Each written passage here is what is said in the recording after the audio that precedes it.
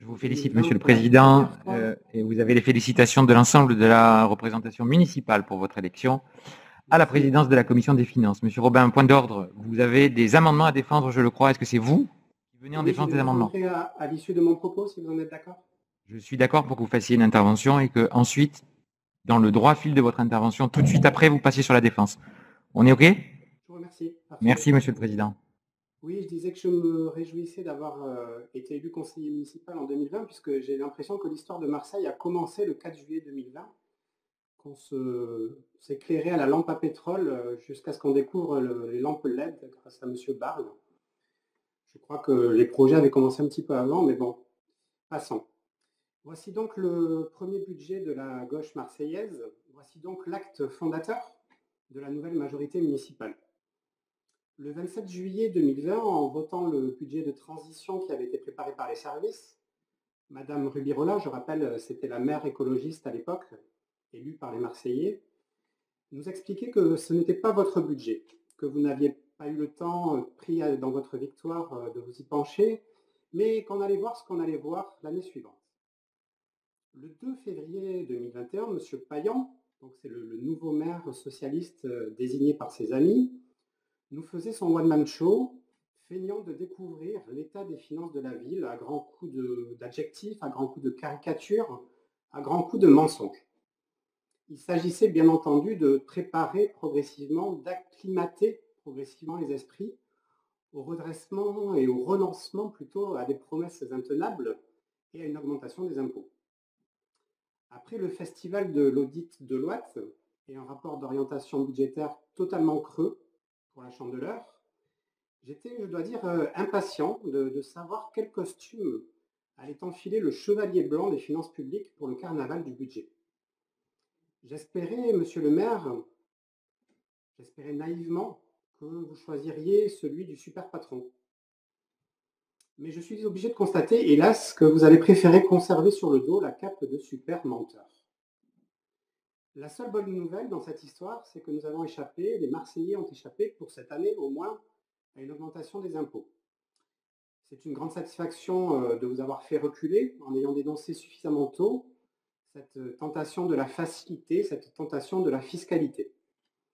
Mais attention, super menteur pourrait réapparaître en 2022, après les élections, et augmenter cette fois-ci pour de bon la taxe foncière.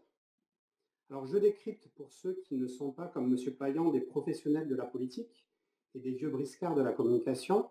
Quand vous entendez « nous n'augmenterons pas les impôts en 2021 », il faut comprendre « nous les augmenterons sans doute dans les années qui viennent ».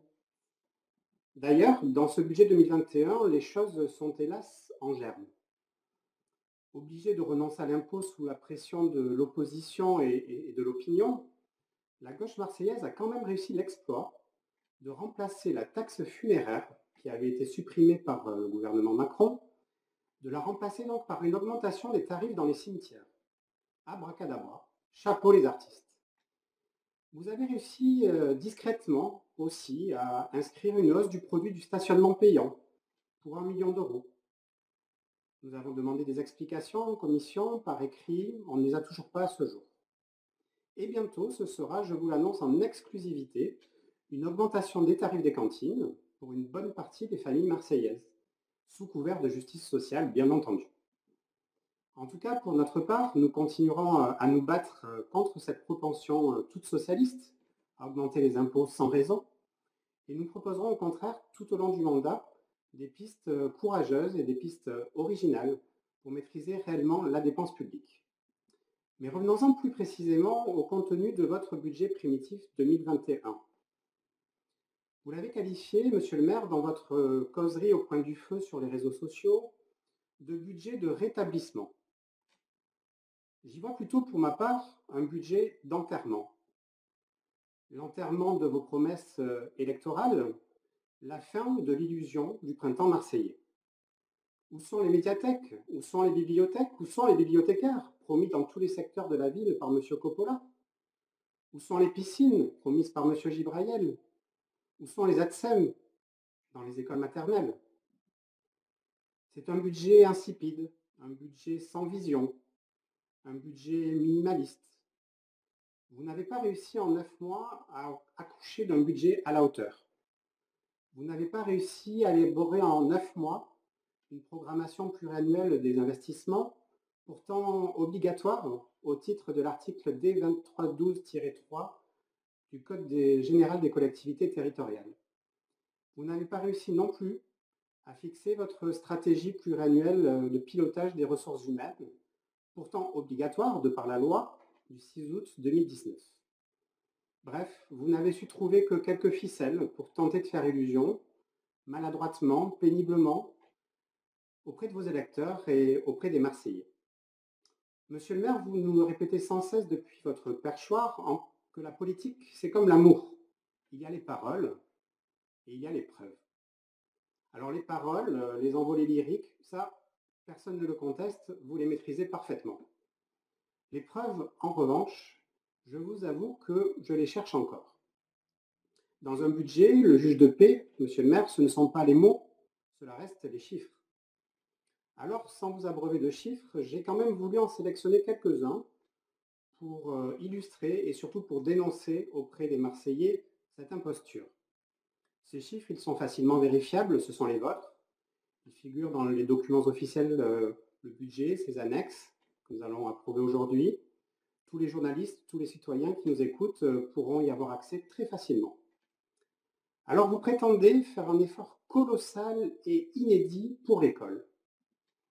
La réalité, c'est que les dépenses relatives aux écoles ont toujours représenté autour de 25% des dépenses de fonctionnement de la ville de Marseille, depuis des années. Alors, non, il n'y a pas d'effet paillant. La réalité, c'est qu'en 2021, les investissements dans les écoles diminueront presque de moitié par rapport à ceux qui avaient été votés le 27 juillet dernier. 48 millions d'euros cette année contre 89 millions d'euros votés le 27 juillet dernier. Vous essayez aussi de nous faire croire que vous avez déjà recruté massivement dans les écoles en 2020 et que vous continuerez à recruter massivement en 2021. La réalité, pour les ATSEM, par exemple, c'est un encéphalogramme plat. Les postes budgétaires sont toujours fixés pour 2021 à 1706, comme en 2020. Pire encore, le nombre d'emplois pourvus a fondu de 100 ETP, 100 équivalents temps plein ont disparu d'ATSEM entre le 1er janvier 2020 et le 1er janvier 2021. Il y en a au 1er janvier 2021 1554, il y en avait un an plus tôt 1654. Recrutement massif, effectivement. Et si on ajoute à cela une diminution inattendue de 500 000 euros de la subvention de la ville à la caisse des écoles, j'imagine que beaucoup de vos électeurs sont en train de comprendre qu'ils ont un petit peu été floués. Vous affirmez également depuis 6 mois, et M. Oanessian le premier, que vous recruterez 100 policiers municipaux supplémentaires dès 2021 et que l'effectif aura doublé en 2025. Évidemment, nous vous soutenons dans cette démarche qui est tout à fait nécessaire pour la sécurité des Marseillais. Mais la réalité est tout autre. La réalité, c'est que votre budget prévoit seulement 85 postes supplémentaires pour l'année 2021. 526 au lieu de 441. Un petit mensonge à 15 postes près.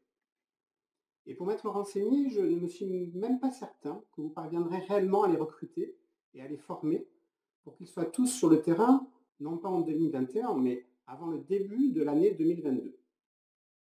Pire encore, le nombre réel de policiers municipaux, ça figure dans l'annexe C1 du budget, a diminué d'une trentaine entre janvier 2020 et janvier 2021. Les ATSEM ont diminué de 100 équivalents temps plein, les policiers municipaux ont diminué de 30 équivalents temps plein. 400 au lieu de 427. Alors, loin de lever une armée, j'ai plutôt l'impression que les policiers municipaux sont en train de quitter votre navire. Bref, au carnaval du budget, le petit papa Joël, dans son beau costume rouge, n'aura pas vraiment réussi à garnir les petits souliers des très nombreux adjoints qui composent votre exécutif et qui ont parlé juste avant. J'entends dire d'ailleurs, ici ou là, que certains trouveraient la potion du druide un petit peu amère et que le retour à la réalité serait un petit peu douloureux. On nous promet bien sûr des jours meilleurs pour des recrutements, des investissements encore plus massifs pour l'année 2022. Tout ira mieux en 2022. Ce sera le premier vrai budget du printemps marseillais, nous dit-on. Le troisième, en fait. C'est un peu la méthode Coué. Certains aiment entretenir la magie du Père Noël. Heureusement, j'ai quand même trouvé dans les différents documents, dans les 1300 pages qui composent ce budget, des choses plus réjouissantes. Vous l'avez confirmé noir sur blanc dans votre rapport d'orientation budgétaire, la dette a diminué chaque année depuis 2014 et elle aura reculé de plus de 300 millions d'euros au total. Vous avez parlé, M. Canicap, d'une légère baisse, 300 millions d'euros, ça commence à être significatif. Pour des mauvais gestionnaires et pour des incapables, vous avouerez quand même que vos prédécesseurs, que nos prédécesseurs, n'auront pas été si mauvais sur ce point. D'ailleurs, en 2021, la courbe de la dette s'inversera. Pour la première fois depuis 6 ans, la dette augmentera en effet d'une petite quinzaine de millions d'euros. Ce n'est pas beaucoup, mais c'est tout un symbole. Il faut y voir notamment l'effet de la renégociation et du rééchelonnement de certains emprunts que vous avez discutés avec les banquiers. D'ailleurs, si vous avez pu aboutir favorablement, c'est sans doute que la situation budgétaire dont vous avez hérité ne devait pas être aussi catastrophique que ce que vous répétez à longueur de temps. Vous avez l'habitude de dire, M. Payan, que les banquiers ne sont pas des philanthropes. Je ne pense pas qu'ils auraient prêté et refait des prêts à la ville de Marseille si la situation avait été aussi catastrophique que ce que vous dites. Mais bon, dans un contexte de taux d'intérêt très bas, c'était sans doute quelque chose d'utile, de judicieux, de renégocier cette dette, et donc nous vous en donnons acte. Mais de grâce, M. Payan, de grâce, Monsieur le maire, cessez vos fanfaronnades. Ce n'est pas grâce à vos beaux yeux, ce n'est pas grâce à vos petits bras musclés, ce n'est pas du tout la première fois, heureusement, que les services des finances de la ville de Marseille mènent à bien ce type d'opération. Surtout, il faut que chacun comprenne bien que vous ne faites que repousser à plus tard, au mandat suivant, repousser le paiement de 63 millions d'euros qu'il faudra rembourser. Et tout cela n'est pas gratuit, vous l'avez dit, Monsieur Canicable. Cette petite bouffée d'oxygène que vous avez souhaitée pour ne pas asphyxier immédiatement votre majorité hétéroclite, cette petite bouffée d'oxygène, elle coûtera tout de même 8 ou 10 millions d'euros de plus aux Marseillais. On aurait pu faire peut-être d'autres choses avec 8 ou 10 millions d'euros. Autre satisfaction, vous reconnaissez enfin que le conseil départemental est un partenaire financier majeur pour la ville de Marseille. Construction, rénovation d'écoles, vidéosurveillance, ravalement de façades, aménagement urbain, entretien des églises, amélioration des transports. Avec le département, depuis 2015, c'est Marseille qui gagne et c'est Marseille qui peut enfin investir autant qu'il le faut. Quel dommage par contre, Monsieur le maire, de continuer à refuser par pure idéologie l'argent supplémentaire que le département et l'État vous proposent pour renforcer le dispositif de vidéosurveillance et pour agir ainsi concrètement pour la sécurité des Marseillaises et des Marseillais. J'espère que vous reviendrez rapidement à la raison sur ce sujet. Quel changement tout de même dans l'attitude du département par rapport à une époque pas si ancienne, M. Payan, où votre patron et votre mentor, M. Guérini, régnaient d'une main de fer sur cette institution et avaient volontairement mis Marseille au pain sec et à l'eau. Je le disais lors du rapport d'orientation budgétaire, 2,8 millions d'euros accordés en 12 ans, pour les écoles marseillaises sous la gauche socialiste de M. Guérini, que vous conseillez, je crois. 58 millions d'euros en 6 ans pour les écoles marseillaises avec Martine Vassal. 20 fois plus d'argent en 2 fois moins de temps. Là aussi, je pense que les chiffres parlent. Et quant à la région de M. Vauzel, je n'ai pas eu le temps de rassembler les éléments, mais on m'a dit, et je pense que c'est vrai, que Marseille n'était pas forcément la ville la plus gâtée à l'époque et qu'il aura fallu attendre là aussi le changement et l'alternance pour que la région, sous Christian Estrosi et Renaud Muselier, aide davantage et propose son aide à la ville de Marseille. Quant à l'État, que dire de l'État? Quelle honte quand même que votre ami socialiste François Hollande, avec qui vous avez déjeuné très discrètement d'ailleurs, hein, je pense qu'au point de vue popularité, ça ne devait pas être très porteur. Quelle honte que François Hollande vienne dire dans notre ville, aux journalistes, qu'il avait mis des moyens financiers considérables pour Marseille, mais que la précédente majorité a mal dû les utiliser. Vous en avez vu la couleur, vous, monsieur Payan, des milliards d'euros promis par monsieur Ayrault, Jean-Marc Ayrault, Premier ministre socialiste, juste avant les élections municipales de 2014. J'ai cherché, je ne les ai pas trouvés. Je les ai pas trouvés. De notre côté, on a plutôt retenu une ponction cumulée de 145 millions d'euros sur la dotation globale de fonctionnement de la ville de Marseille. On a retenu aussi la superbe réforme des rythmes scolaires qui aura coûté 65 millions d'euros à la ville de Marseille avant d'être piteusement abandonnée en rase campagne. Donc voilà, lorsque vous nous donnez des leçons sur ce que devrait faire le département, la région ou l'État, sur ce que vous feriez mieux aujourd'hui qu'hier, adressez-vous à vos amis ou vos anciens amis qui vous expliqueront comment ça se passait à l'époque. En résumé, et pour conclure mon propos, monsieur le maire, votre budget insipide et froidement gestionnaire ne suscite aucun enthousiasme. Pas plus chez vos partisans d'ailleurs que dans nos rangs. Mais, à dire vrai, nous n'avons pas trouvé non plus de raison de voter contre, puisque, comme je le disais, vous savez cyniquement repousser un peu plus tard l'augmentation des impôts. D'ailleurs, monsieur le maire, pourriez-vous prendre solennellement l'engagement, ici et maintenant, devant les Marseillais, devant la représentation municipale, de ne pas augmenter non plus la taxe foncière en 2022. Ce serait un réconfort encore plus important pour les Marseillais. Alors dans ce budget, nous aurions souhaité en revanche davantage d'efforts budgétaires en faveur de la sécurité. Vos réponses et vos gesticulations ne sont clairement pas à la hauteur des attentes et des besoins en ce domaine des Marseillaises et des Marseillais.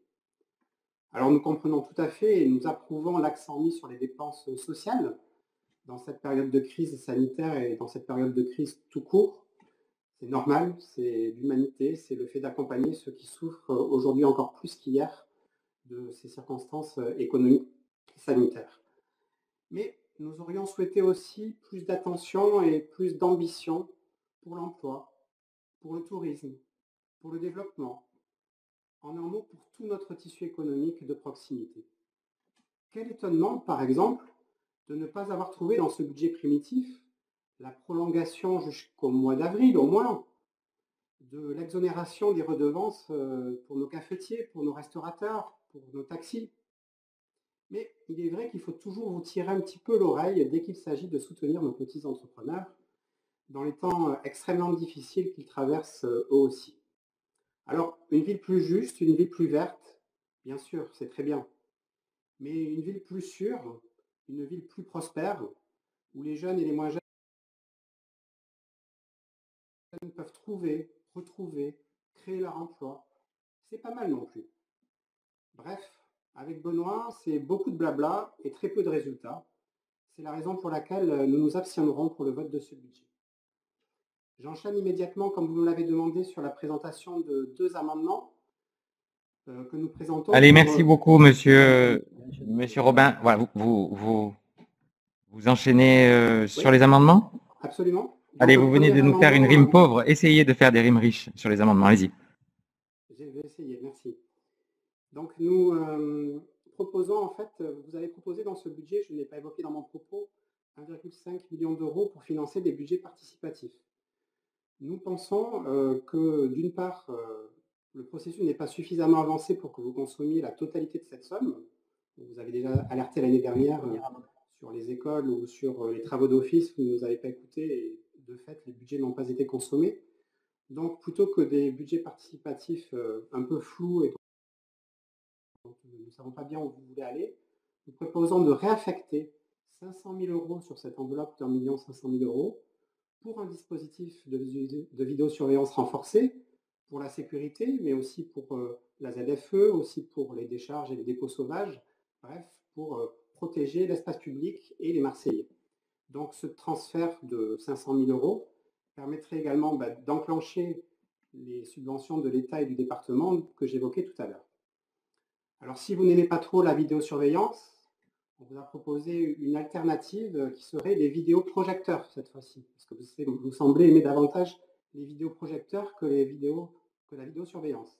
Donc ça serait le même schéma, 500 000 € qui seraient pris sur les budgets participatifs, puisque de toute façon vous ne les consommerez pas avant la fin de l'année, pour donner une réalité concrète, puisque le rapport que vous soumettrez un peu plus tard n'est pas financé pour l'instant, et pour que les vidéoprojecteurs puissent arriver plus rapidement dans les écoles au profit des enseignants et des petites Marseillaises et des petits Marseillais. Donc voilà les 2 amendements que nous proposons, Monsieur le maire. Je vous remercie. Merci beaucoup, Monsieur Robin. Monsieur Canicave. Oui, excusez-moi, Monsieur le maire, je viens d'envoyer les collaborateurs du groupe essayer de réveiller les élus